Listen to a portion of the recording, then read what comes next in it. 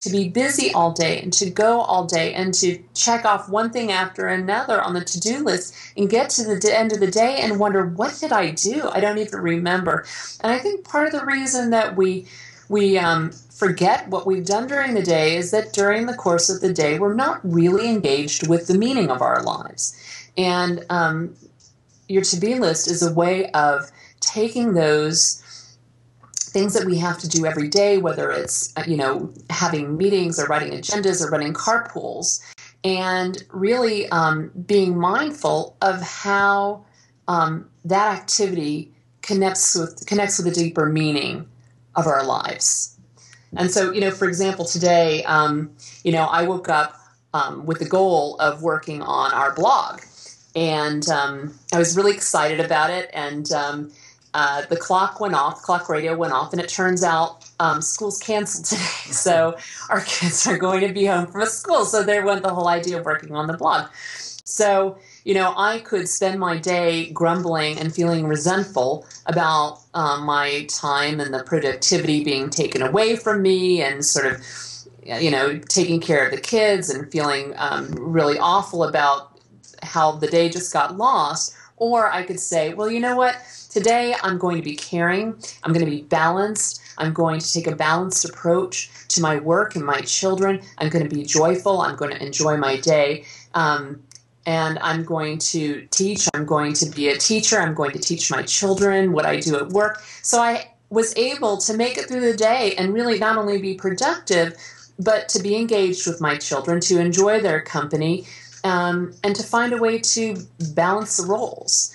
So the day wasn't lost. In fact, I think the day was really enhanced by this, this unexpected snow day.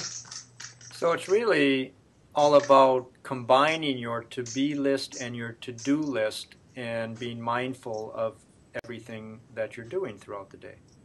That's exactly it. Yeah.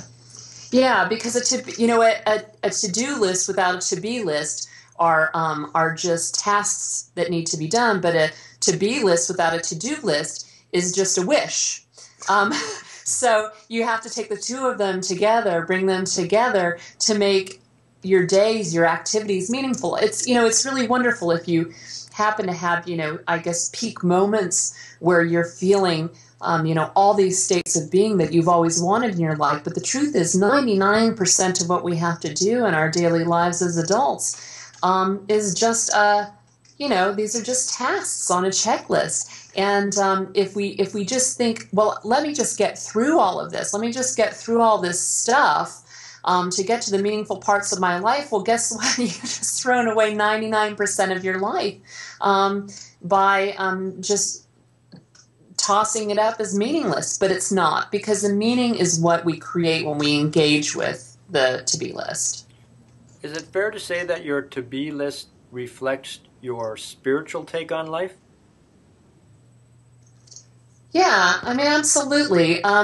Because, I've always felt like spirituality, and I've done a lot of study of spirituality. My background is in, my undergraduate studies were in comparative religious studies, and in my graduate work, I studied Kabbalah, which is the Jewish mysticism, and I've done a lot of Buddhist studies as well. And I've really come to believe that spirituality is not about transcending our lives, but living more deeply within our lives. Because in our lives are where all of these opportunities to really engage with the divine. People say, well, the devil is in the details. Well, I actually believe that the divine is in the details. I like that. And when we engage with the details of our lives, when we live deeply within them, that's when we're really engaged with the divine, and that's when we really connect with ourselves, with our soul's purpose, and with the other people in our lives who are meaningful to us.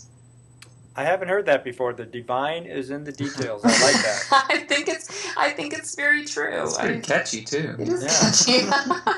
So, do people who read your book when it comes out, do they need to see themselves as spiritual to benefit from this book? you take that? Yeah, it's funny.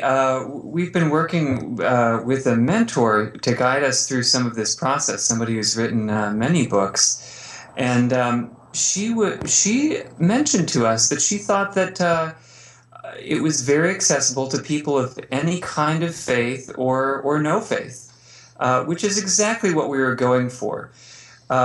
Now, if I think that it wouldn't appeal to somebody who considered themselves spiritual, but I think most of the people I've ever met in my life consider themselves spiritual in some sense, whether they're religious or not. And I think all our book requires is the desire to live life in a more meaningful way and to connect with your own inner meaning, whatever that means to you. Yeah, I think we wrote it in a very intentionally so that people bring their own sense of spirituality to it, versus our telling them what spirituality means. Or, we tried to stay away from preaching, really, our spiritual message. We want people to bring their spiritual life, their real life, their daily life to the book, and then take away what's meaningful for them. Okay, sounds great. I understand that you included the story of your family's adoption in the book. Why did you do that? Well, actually the story is written from Lauren's perspective.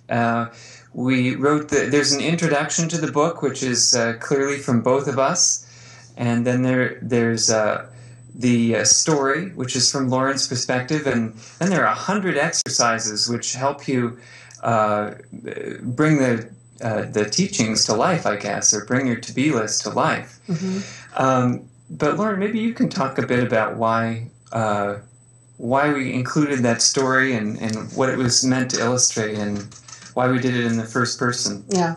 Well, we adopted our two sons. We have 4 children, 2 daughters who were biological, and our 2 sons whom we adopted in 2001. And the story is very dramatic at turns. We had to fly to Kazakhstan to adopt our 2 boys just a few weeks after September 11th. And the story really is, it's about the family story, but it's also very much about the choices we had to make along the way, where we were faced with many times that we might have given in to discouragement or depression or despair or cynicism. And instead, we chose to be happy, to be peaceful, to be loving, to be compassionate, to be grateful, and to be